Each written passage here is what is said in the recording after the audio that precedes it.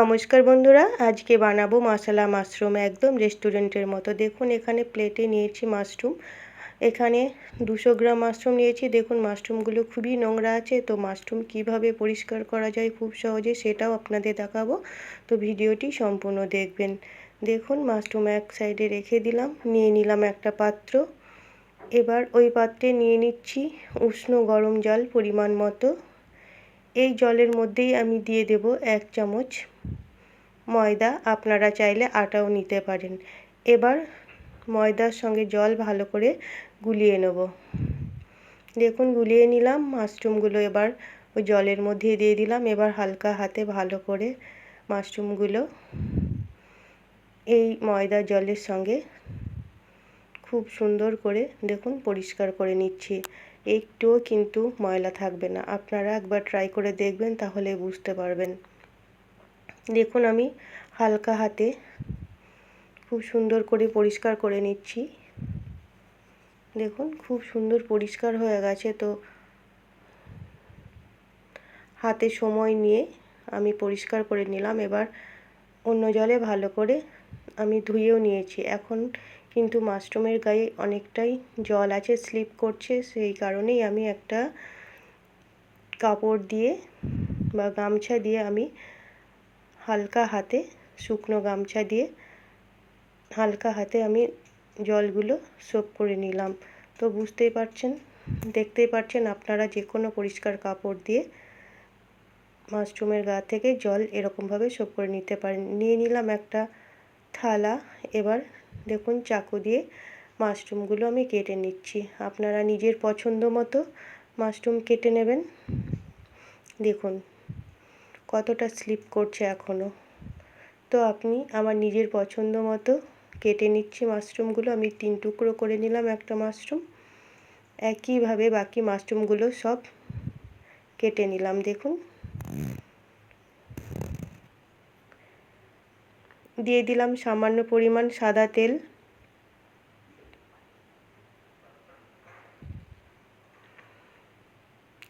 Half চামচ হলুদ গুঁড়ো, সামান্য কাশ্মীরি লঙ্কার গুঁড়ো আর সামান্য শাহি গরম মশলা। এবার একসঙ্গে ভালো করে খুব সুন্দর করে মাখিয়ে নেব। এই মাশরুম মশলা রেসিপিটি একদম কিন্তু রেস্টুরেন্টের মতো, আপনারা খুব সহজে ঘরেই বানিয়ে নিতে পারবেন। দেখলেই বুঝতে পারবেন কত সহজ বানানোটা। দেখুন খুব সুন্দর করে আমি মাখিয়ে নিলাম। আর এদিকে দেখুন আমি মশলা করে নিয়েছি পেঁয়াজ কুচি, লঙ্কা কুচি, টমেটো, আদা রসুন পেস্ট আর কাজু পেস্ট। এখানে আমি পরিমাণ মতো সব কিছু নিয়েছি। আর কড়াইয়ে দিয়ে দিচ্ছি পরিমাণ মতো সাদা তেল। আজকে এই রেসিপিটি আমি সাদা তেল দিয়েই করব বন্ধুরা।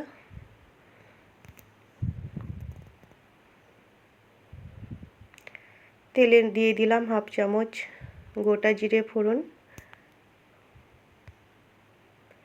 একটা শুকনো লঙ্কা,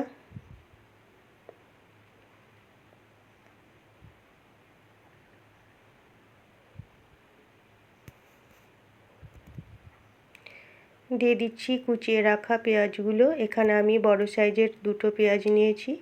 এবার পেঁয়াজগুলো খুব সুন্দর করে লাল লাল করে ভেজে নিতে হবে বন্ধুরা।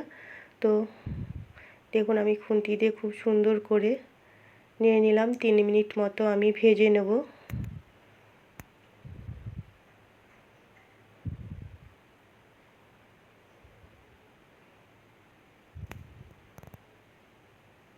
দেখুন 3 মিনিট পর পেঁয়াজের কালারটা অনেকটাই চেঞ্জ হয়ে গেছে। এবার ওই তেলের মধ্যেই দিয়ে দিচ্ছি কুচিয়ে রাখা লঙ্কা। এখানে আমি 6টা কাঁচা পাকা লঙ্কা নিয়েছি, আপনারা যে যেমন ঝাল খাবেন সেই মতো লঙ্কা দিতে পারেন। আবারও একসঙ্গে পেঁয়াজ আর লঙ্কা ভেজে নেব।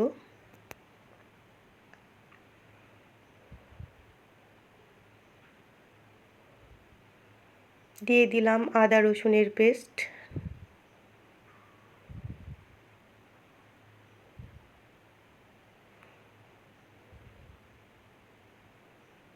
হাফ চামচ কাশ্মীরি লঙ্কার গুঁড়ো, হাফ চামচ হলুদ গুঁড়ো।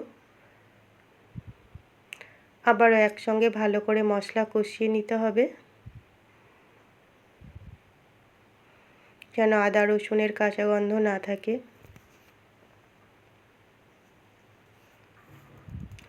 দু মিনিট কষিয়ে নেওয়ার পর দিয়ে দিলাম 1 চামচ জিরে ধনের পাউডার।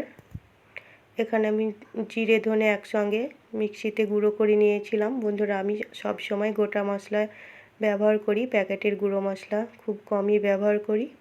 দিয়ে দিলাম একটা টমেটো পেস্ট। এখানে আমি মিডিয়াম সাইজের একটা টমেটো পেস্ট করে রেখেছিলাম। আবারও একসঙ্গে ভালো করে নেড়ে কষিয়ে নেব যেন টমেটোর কাঁচা গন্ধ না থাকে। দেখুন কিছুক্ষণ পর ফিরে আসলাম, মশলা থেকে বেশ তেল ছাড়তে শুরু করেছে। দিয়ে দিলাম স্বাদ মতো লবণ। এবার ম্যারিনেট করা মাশরুমগুলো আমি দিয়ে দিলাম।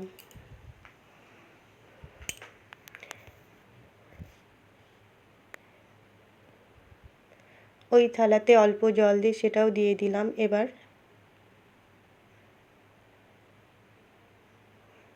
মাশরুমগুলো ভালো করে সেদ্ধ করে নিতে হবে।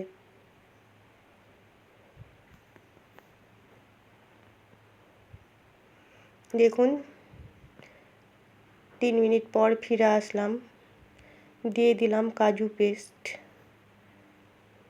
ওই বাটিতে জল দিয়ে সেটাও দিয়ে দিলাম।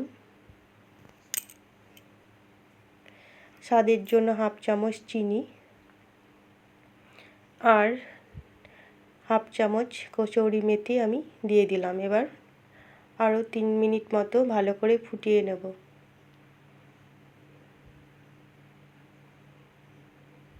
তাহলে বুঝতেই পারছেন বন্ধুরা কত সহজে একদম রেস্টুরেন্টের মতো মশালা মাশরুম তৈরি হয়ে গেল।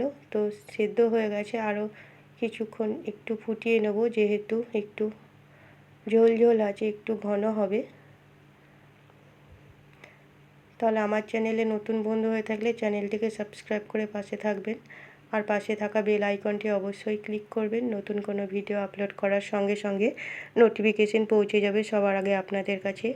আর যদি রেসিপিটি ভালো লাগে লাইক শেয়ার কমেন্ট করবেন এবং ফ্রেন্ডস ও ফ্যামিলির মধ্যে প্রচুর প্রচুর শেয়ার করবেন। সবশেষে দিয়ে দিলাম 1/2 চামচ গাওয়া ঘি। এবার একটু নেড়ে আমি নামিয়ে অন্য পাত্রে সার্ভ করে দেব। আর আপনারা অবশ্যই একবার এইভাবে মাশরুম রান্না করবেন, একদম রেস্টুরেন্টের মতো লাগবে, দেখবেন খুবই ভালো লাগবে খেতে। তাহলে তৈরি হয়ে গেল মশালা মাশরুম, কত সহজে। তাহলে সম্পূর্ণ ভিডিওটি দেখার জন্য আপনাদের অসংখ্য অসংখ্য ধন্যবাদ বন্ধুরা। সবশেষে আমি দিয়ে দিলাম সামান্য ধনেপাতা কুচি। ভালো থাকবেন, সুস্থ থাকবেন।